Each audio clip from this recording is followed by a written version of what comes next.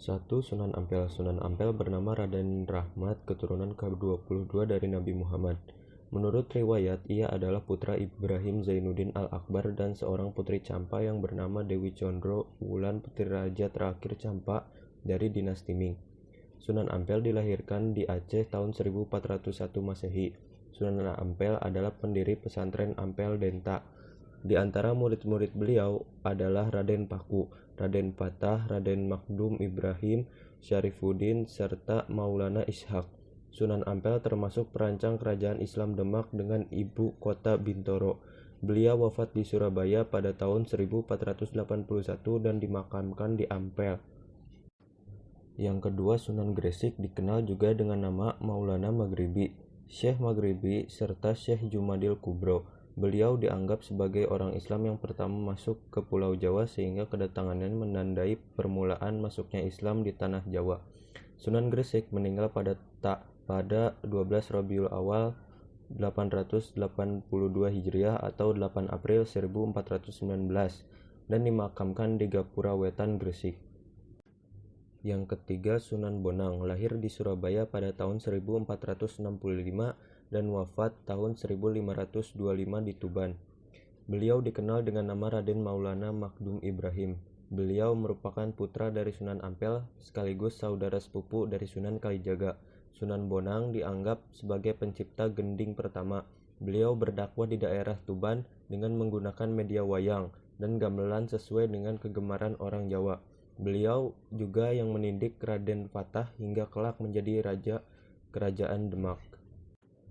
Yang keempat, Sunan Giri memiliki nama asli Raden Paku dan dikenal juga dengan nama Raden Ainul Yakin.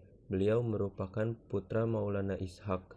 Beliau berdakwah di daerah Giri dan sekitarnya, serta banyak mengirimkan para dai keluar Jawa seperti Madura, Bawean, Kangean, Ternate, dan Tidore. Sunan Giri adalah pencipta permainan anak bernuansa religius seperti jelungan, gendi perit, jor gula, cublak-cublak suweng, dan lir ilir. Beliau wafat pada tahun 1506 dan dimakamkan di daerah Giri, Gresik.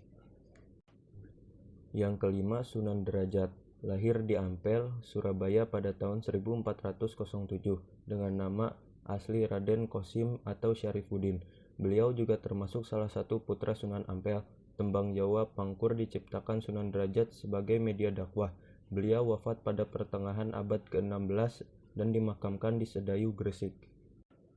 Yang keenam, Sunan Kalijaga memiliki nama asli Raden Masyahid. Ayahnya adalah Raden Sahur Tumenggung Wilwatika yang menjadi Bupati Tuban, sedangkan ibunya bernama Nawangrum. Nama Kalijaga dalam satu versi berasal dari bahasa Arab dari kata Qodi Zaka atau pemimpin yang menegakkan kebersihan dan kesucian. Tetapi pendengaran orang Jawa adalah Kalijaga.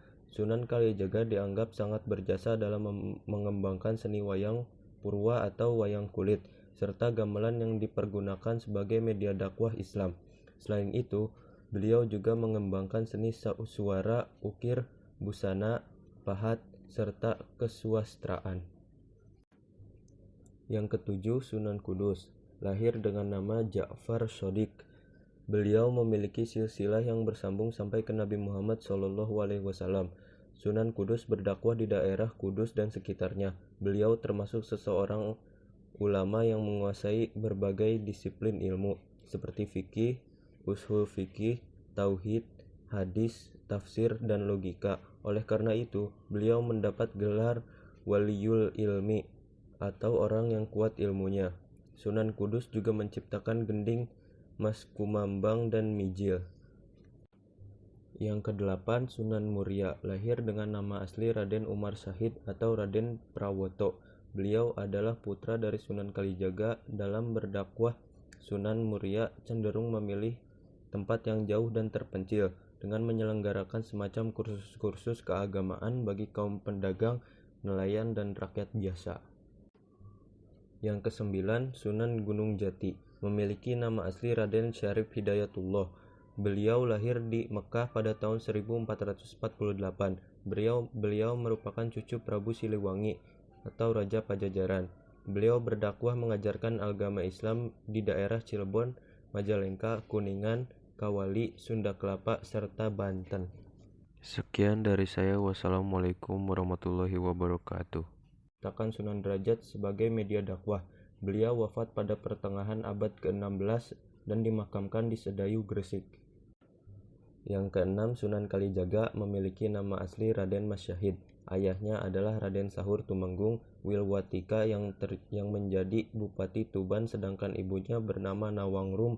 Nama Kalijaga dalam satu versi berasal dari bahasa Arab dari kata Qodi Zaka atau pemimpin yang menegakkan kebersihan dan kesucian.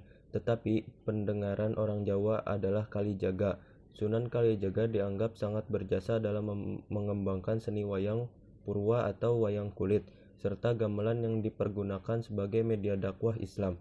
Selain itu, beliau juga mengembangkan seni suara, ukir, busana, pahat, serta kesusastraan. Yang ketujuh, Sunan Kudus. Lahir dengan nama Ja'far Shodiq. Beliau memiliki silsilah yang bersambung sampai ke Nabi Muhammad SAW. Sunan Kudus berdakwah di daerah Kudus dan sekitarnya. Beliau termasuk seseorang ulama yang menguasai berbagai disiplin ilmu seperti fikih, ushul fikih, tauhid, hadis, tafsir, dan logika. Oleh karena itu, beliau mendapat gelar Waliyul Ilmi atau orang yang kuat ilmunya. Sunan Kudus juga menciptakan gending, Mas Kumambang, dan Mijil. Yang kedelapan, Sunan Muria. Lahir dengan nama asli Raden Umar Syahid atau Raden Prawoto. Beliau adalah putra dari Sunan Kalijaga. Dalam berdakwah, Sunan Muria cenderung memilih tempat yang jauh dan terpencil dengan menyelenggarakan semacam kursus-kursus keagamaan bagi kaum pedagang, nelayan, dan rakyat biasa. Yang kesembilan, Sunan Gunung Jati. Memiliki nama asli Raden Syarif Hidayatullah. Beliau lahir di Mekah pada tahun 1448.